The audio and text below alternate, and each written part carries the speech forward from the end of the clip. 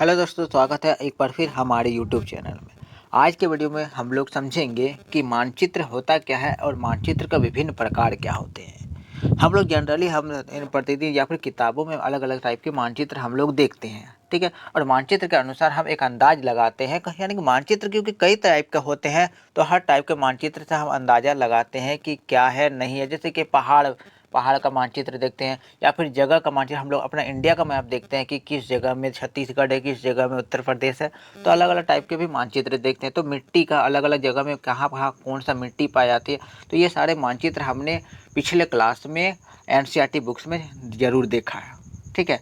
तो आज के वीडियो में हम लोग पहले अच्छे से समझेंगे कि आखिर मानचित्र होते कितने प्रकार के होते हैं, ठीक है। तो मानचित्र कितने कितने प्रकार के होते हैं, सारे प्रकार को एक एक करके चलिए हम लोग समझते हैं।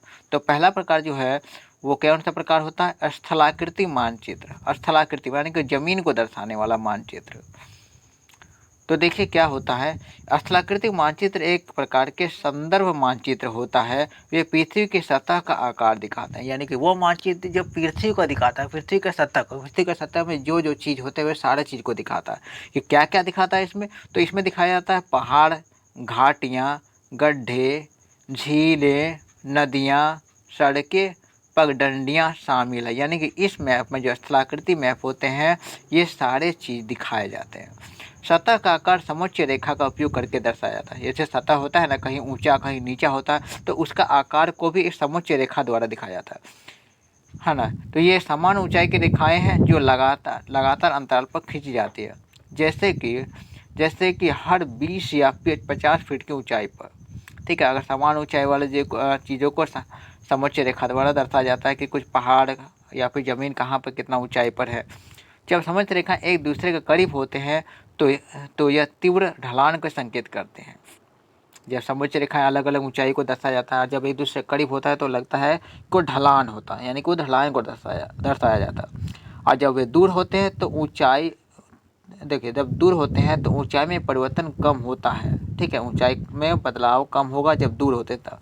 ऊंचाई को स्थलाकृतिक मानचित्र पर रंगों और छायांकित राहत के साथ भी दिखाया जाता है। यानी क्या हो सकता है कि अगर मानचित्र में अलग अलग पहाड़ का अलग अलग ऊंचाई होता है तो उसको दर्शाने के लिए कई बार क्या होता है, अलग अलग रंग का प्रयोग भी किया जाता है। अलग अलग रंग से भी उसका ऊंचाई को दर्शाया जा सकता है, पहाड़ों का ऊंचाई या फिर जो भी ज़मीन का भाग होता है, ठीक है। दूसरा प्रकार का होता है इसका भौतिक मानचित्र। मानचित्र का दूसरा प्रकार होता है भौतिक मानचित्र। इसमें क्या होता है कि भौतिक मानचित्र को देश से किसी क्षेत्र की प्राकृतिक भू आकृतियों और विशेषताओं, जैसे प्राकृतिक भू आकृति, भूमि की आकृति और कुछ विशेषताएं, जैसे होता है क्या है, पहाड़, रेगिस्तान, झीलें, महासागर, नदियों को दिखाना होता है। ये सारी चीज़ उसके भूमि का आकृति क्या होता है, उसके विशेषताएं क्या होता है, वो दर्शाया जाता है। स्थलाकृतिक मानचित्र के विपरीत यह समोच्च रेखाएं नहीं दिखाता है, यह सटीक ऊंचाई नहीं दिखाता है, ठीक है। स्थलाकृतिक मानचित्र में हम लोग सटीक ऊंचाई दिखाते थे, लेकिन इसमें भौतिक में मानचित्र में सटीक ऊंचाई या सटीक समोच्च रेखाएं नहीं खींचा जाता। इसके बजाय यह हरे से भूरे रंग के स्केल तक के रंग का ढाल का उपयोग करके ऊंचाई में बदलाव दिखाया जाता है। यानी कि इसमें क्या होता है, रंगों का प्रयोग किया जाता है। जैसे हरे से भूरे रंग का प्रयोग करके उसके ऊंचाई को कम या ज़्यादा करके दर्शाया जाता है। तो गहरे रंग समुद्र तल से शुरू होते हैं और ऊंचाई बढ़ने पर हल्के हो जाते हैं। यानी कि समुद्र की गहराई से लेकर ऊंचाई तक दर्शाने के लिए रंग का प्रयोग किया जाता है, गहरे रंग का प्रयोग किया जाता है और धीरे धीरे हल्का होता है वो कलर। तो तीसरा प्रकार का मानचित्र क्या है, वो है राजनीतिक मानचित्र। तो राजनीतिक मानचित्र एक संदर्भ मानचित्र या विषयगत मानचित्र हो सकता है। यानी कि किसी विषय पर मानचित्र बनाया जा सकता है तो वो राजनीतिक मानचित्र हो सकता है, जो इसमें दर्शाई गई राजनीतिक जानकारी पर निर्भर करती है।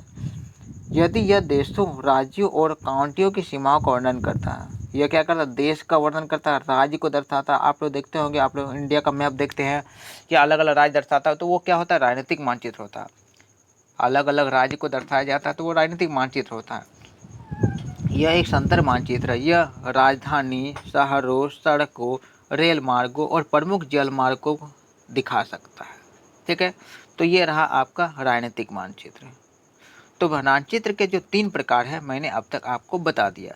तो अब आते हैं अगला क्वेश्चन पर, वो क्या है, मानचित्र पैमाना। यहाँ पर मैप स्केल के बारे में हम लोग बात करने वाले। जब मानचित्र होता है तो मानचित्र में अलग अलग स्थानों के बीच दूरियों को या फिर क्या ऊंचाई होता है उसको कैसे माप करके लिखा जाता है, कौन सा स्केल का प्रयोग करके लिखा जाता है, वो चीज़ होता है मानचित्र पैमाना। तो पृथ्वी सौरमंडल का एक बहुत बड़ा उपग्रह है।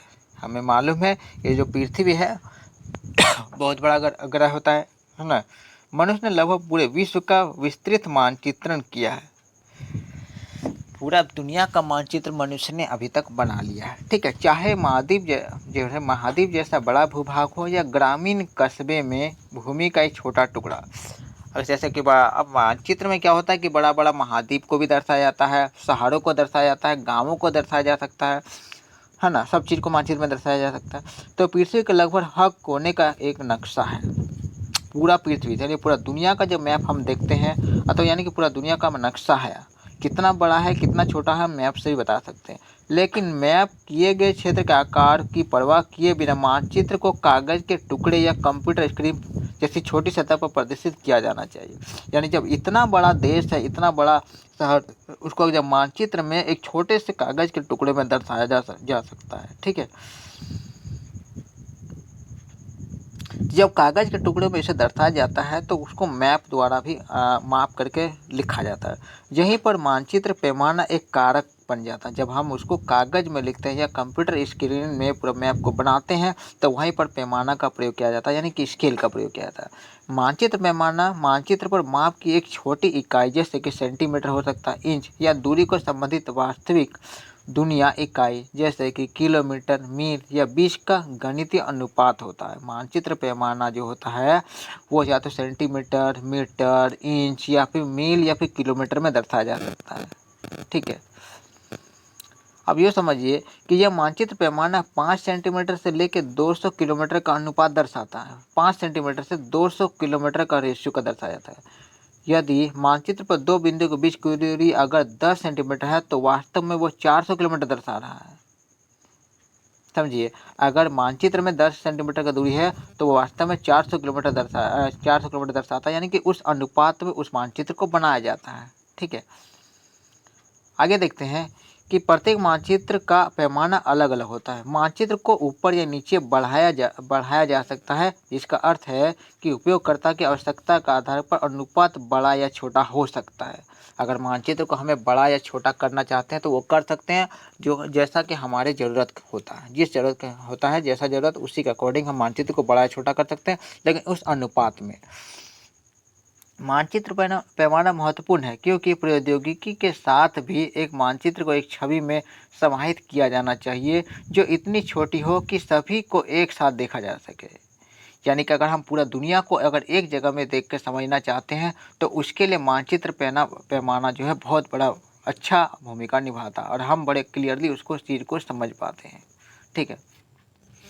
चूँकि मानचित्र विभिन्न आकारों में पाए जा सकते हैं, बड़े एटलस से लेकर छोटे स्क्रीन तक, तो मानचित्र देखने वाले व्यक्ति के लिए ये समझना महत्वपूर्ण है कि पैमाना कैसे काम करता है, ठीक है। जब भी अगर मानचित्र बना हुआ है तो मानचित्र को देखने वाले को पहले पता होना चाहिए कि मानचित्र देखा कैसे जाता है, किस तरह से कौन सा यूनिट या तो सेंटीमीटर या इंच या क्या लेकर उसको बनाया गया है, उसको समझना होगा, तब जाके वो मानचित्र को बड़े अच्छे से समझ पाता है, ठीक है। उम्मीद है आप लोग को समझ में आ गया है आज की वीडियो, जिसमें हमने बात किया कि मानचित्र के विभिन्न प्रकार क्या होते हैं। इसके अलावा मानचित्र पैमाना, दो चीज टॉपिक को आज की वीडियो में मैंने आप लोग के लिए कवर किया, ठीक है। उम्मीद है आप लोग को पसंद आया है वीडियो। अगर पसंद आया है तो लाइक और सब्सक्राइब जरूर कर दें। मिलते हैं तब तक एक नए वीडियो में एक नए टॉपिक को लेकर।